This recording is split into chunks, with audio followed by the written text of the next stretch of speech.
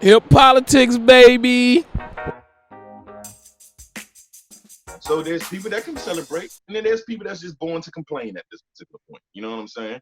So I don't know. But for the ones that want to celebrate and want to fight the movement and keep everything in progression, there had to be a soundtrack that they had to listen to. So I'm gonna pass the aux cord to Curse. Tell me what's bumping on Oh, now. so your transitions are getting better. I see I you. know, ain't I No, see you. You better I transition.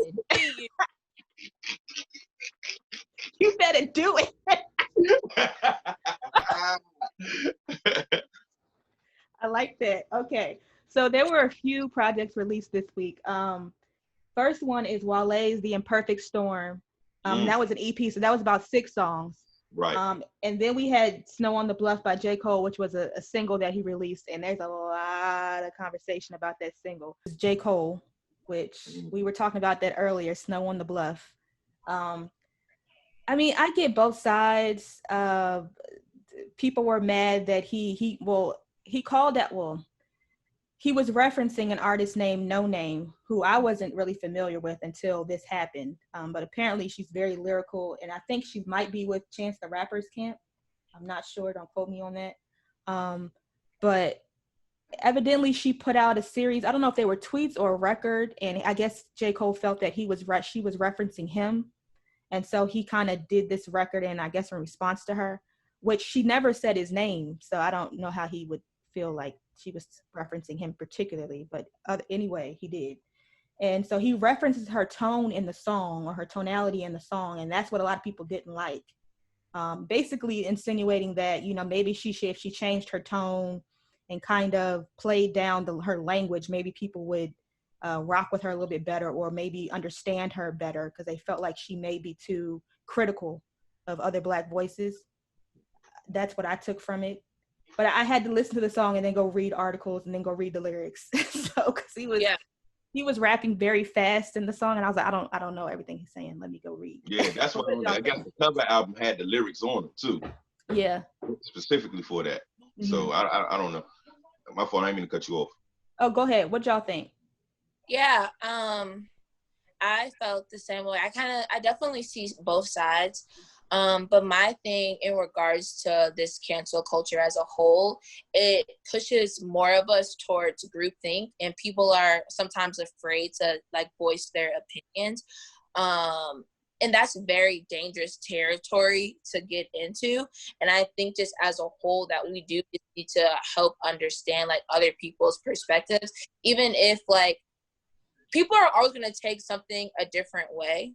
And I'm a J. Cole fan, but I'm also a Black woman, so I understand. I know we're talking about the history of just people criticizing Black women's tone and whatever the case may be. But also, I'm just sometimes in regards to cancel culture, it just pushes us towards we all have to think the same. And maybe he has a different reason of why. And I didn't really get offended by what J. Cole said. I mean, if he thinks that someone talks down on somebody, that's just his opinion. You just have to respect it. But then talking about the history of it, I mean, it is a problem, but I don't think he should be canceled. Do you guys feel like J. Cole should be canceled for this? People are just No, I didn't. Well, I didn't really see people talking about him being canceled, but they definitely thought the lyrics were problematic. People are canceling him. It's a hashtag. I don't. It's a huge hashtag on it, and to me, it's from all of the super hoteps. But my thing is, and I'm gonna keep it brief. There's a difference between shut up and dribble and just don't yell at me. Do you get what I'm saying? Shut up and dribble, stay in your lane, say where you at, and then just don't yell at me. So I'm not saying that I don't, like I said, I didn't get hip to No Name until this song came out. So I'm doing a lot of research and backtracking on the young lady. First off, she's dope as hell. I done downloaded everything at this point, so now I'm about to just sit down and just listen and see what the hell all this came from. I don't follow her on any social media, so I got to go back and look at all of that and just to see where all of that came from. Because if you look at what Cole's body of work is, everything seems methodical. Everything seems like there's a reason behind it. So he's not going to just come out the cuff and say what he say without there being something there that triggered him to go ahead and say that, if it's really about her, which I don't think it is. I think she's just an example. You see what I'm saying? Of what, I don't know. And again, I'm doing research, so I'm just going off of what I'm assuming. I'm just like everybody else. To me, I feel like there's a big bunch of assumptions. Now, I agree. I hope that man end up calling her or finding a way to have a discussion with her and try to, tell her what it is, and they can have a conversation and I can't even say the word right now, but amicably, I'm not even gonna try it, but try to figure that out.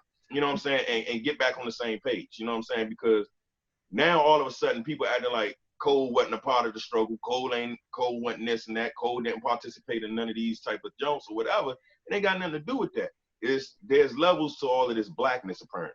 You know what I'm saying? I think that's part of the critique though of him, is that because he is so methodical, when he finally does make a record, he chooses to address a Black woman's tonality and how she should soften the message so that other people can hear it, versus him just keeping it on task of what's happening, the protesting, police brutality, all of that. So if people were critiquing also the tonality piece and, well, why would you choose, because you're so methodical and you're being so vocal in past records, of all the topics you could address when you finally put out a record, this is what you do. So that was part of the argument as well. I agree. Now, because now you're starting shit. So I agree with you on that one. So it's like you finally say something, and that's what you say. Problematic. Now you got to ask whose perspective was he writing from? Was he writing from his own personal perspective, or was he writing from somebody who don't know what the fuck going on, and they're telling him, "Hey, I hear what you saying and whatever, but like, bro, don't be yelling at me because I don't know this shit. Teach me. Don't sit there."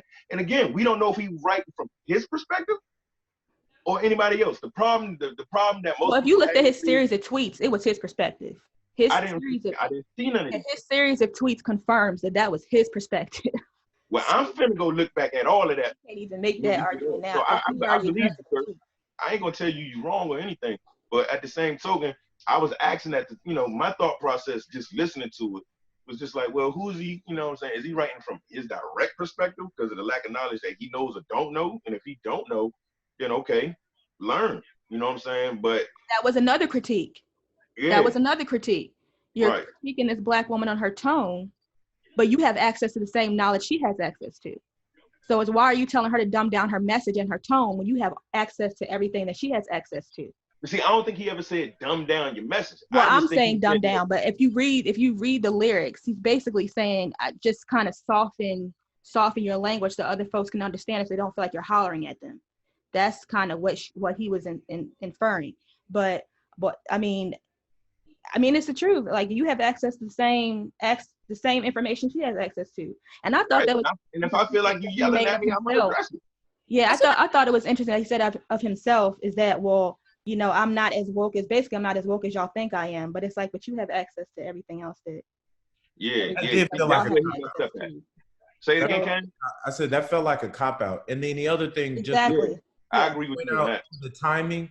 The young lady, the activist that was found dead happened Tuesday. I don't want to say her name. Oluwatoyin. Toyin. Toyin. You talking about Toyin? Yeah, here. I'm putting it on the screen right now. She was found dead on like June 15th, June 16th, and then he drops this like a day later. Yeah. So it was kind of like, bruh, the timing couldn't have been worse. Yeah, you got to read the room, as they say. You got to read the room. Hip politics, baby.